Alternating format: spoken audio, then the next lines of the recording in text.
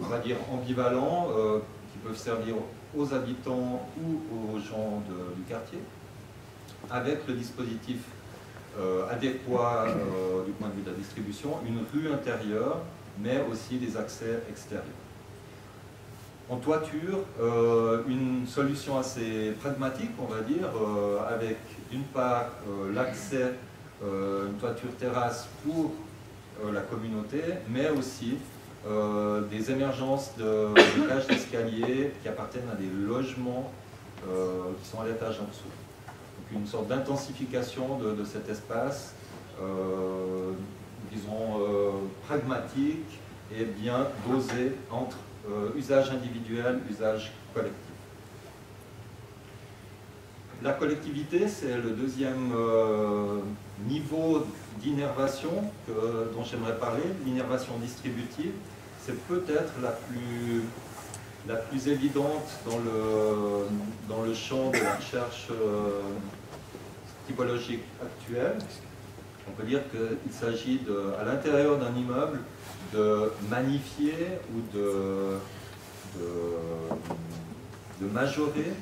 les qualités des espaces qui sont inhérents à la circulation collective ou qui sont attenants à cette circulation. Ici, un schéma du bureau Nomos, groupement d'architectes, associé à Pio Architectos, pour la coopérative de la SIGU à Mérin. D'ailleurs, je vous invite à consulter ce site mis en place par la SIGU qui regroupe tous les projets concurrents de ce concours et qui, à mon sens, est une très belle illustration de ce qu'est la recherche aujourd'hui sur ce logement coopératif. Et vous avez posé la question, est-ce que les habitants sont prêts à de nouvelles formes d'habitat? Et je trouve très instructif de voir aussi, en regardant tous ces projets, et pas seulement les lauréats,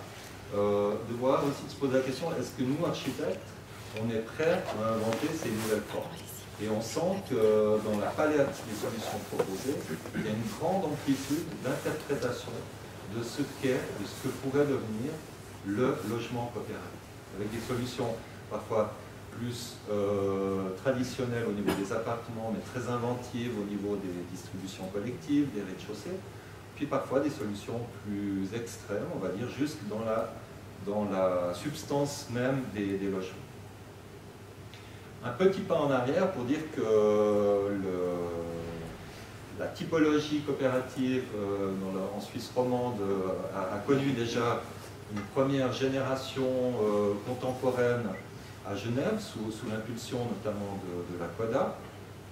Et puis là, pour moi, c'est une sorte un peu d'archétype de ce que pourrait, disons, ce qu'a pu être l'idée typologique de cet habitat coopératif. C'est la coopérative des Boisverts à Genève, par les architectes Atba et Stéphane Fuchs, où finalement on allie une forme de compacité, d'économie des volumes chauffés, qui sont groupés dans des corps bâtiments très compacts, très rationnels du point de vue constructif, et puis qui sont reliés par une coursive qui justement est très généreuse et qui, de manière très communautaire, relie les trois corps d'immeubles et qui, intelligemment aussi, tire profit de cette couche typologique des espaces des cuisines qui viennent se tourner sur les paliers et qui sont à la fois, on va dire, un vecteur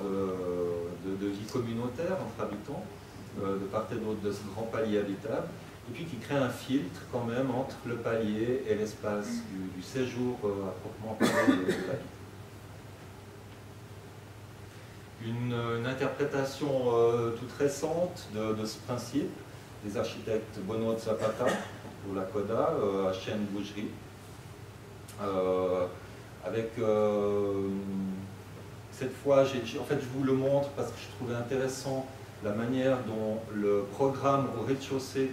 articule une partie de logement et une partie d'espace collectif. On les repère assez bien Sur la droite, au rez-de-chaussée, des espaces communautaires, tandis qu'à gauche, on a des logements au rez-de-chaussée. Et ça, c'est justement une des données, en parlant avec les acteurs des coopératives, on se rend compte que c'est un enjeu qui n'est pas simple toujours à résoudre, dès qu'on n'a pas forcément le programme pour remplir tous les rez-de-chaussée avec des espaces communautaires. Donc il faut aussi parfois habiter au rez. Et je pense que dans ce cas-là, le projet d'aménagement extérieur offre une solution assez fine, en distinguant une zone plus, on va dire, semi-publique, collective sur la droite, et une zone plus privative en relation avec le logement du rez. Un autre projet tout récent, aussi pour, alors c'est pas pour la coopérative Équilibre, des associés Bailly Cloponte avec l'IEM, pour la coopérative Équilibre qui, cette fois, comporte 3 bâtiments. Et vous voyez à droite, justement, le schéma que les architectes proposent pour l'interprétation du programme du rez-de-chaussée, une sorte de diagramme d'innervation, pour aller dans mon sens, et puis au-dessus, la coupe correspondante de cette idée d'innervation, d'espace fluide collectif qui se glisse entre des volumes blancs qui, eux, sont les logements plus traditionnels. Une autre manière de le représenter avec cette perspective des paliers d'étage, vous le voyez sur un motif un peu d'hélice, change d'orientation à chaque étage, et puis les relations visuelles qu'induisent ce dispositif, avec un plan d'étage où les architectes, dans le texte explicatif, soulignent aussi l'importance qu'ils ont donnée à la fluidité spatiale. Donc ça, on le voit bien dans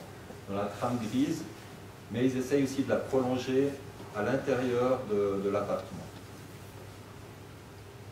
En même temps, on va dire que le type lui-même, les appartements, n'est pas révolutionnaire. On va dire que c'est un type assez traditionnel, avec des cuisines et des séjours orientés sur l'angle, avec des balcons privatifs. Un projet qui travaille avec une distribution collective plus, on va dire, qui déteint plus sur la substance typologique, sur l'organisation des appartements eux-mêmes, est le projet d'Adrian Streich pour la coopérative Kraftwerk à Zurich, qui date de 2011. Et ce projet, en fait, se développe sur 2 bâtiments des années 70 qui étaient détachés les uns des autres, et les architectes ont soudé, ont lié ces 2 corps de bâtiments par une nouvelle masse qui s'organise typologiquement autour d'une grande coursive large qui est en même temps une cage d'escalier à ciel ouvert, avec les cages d'escalier préexistantes qui sont conservées aussi pour des raisons de fuite, mais aussi pour donner des accès, vous le voyez, des deuxièmes accès aux appartements, à l'intérieur des appartements. Et ce que je voulais dire avec cet exemple, c'est qu'on le voit, comment les cuisines et les séjours viennent vraiment se lever, se greffer autour de cet espace, cette morphologie de redans autour d'un espace collectif.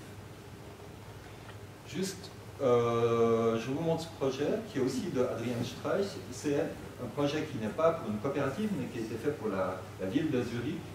un projet qui date de 2007. Et je vous le montre parce que c'est une manière aussi d'illustrer pour dire que Guy Nicolier a parlé d'invention, d'un programme inventé. Je pense que les architectes, finalement, ne réinventent peu. Je pense que c'est des évolutions, il y a des impulsions de nouveaux maîtres d'ouvrage,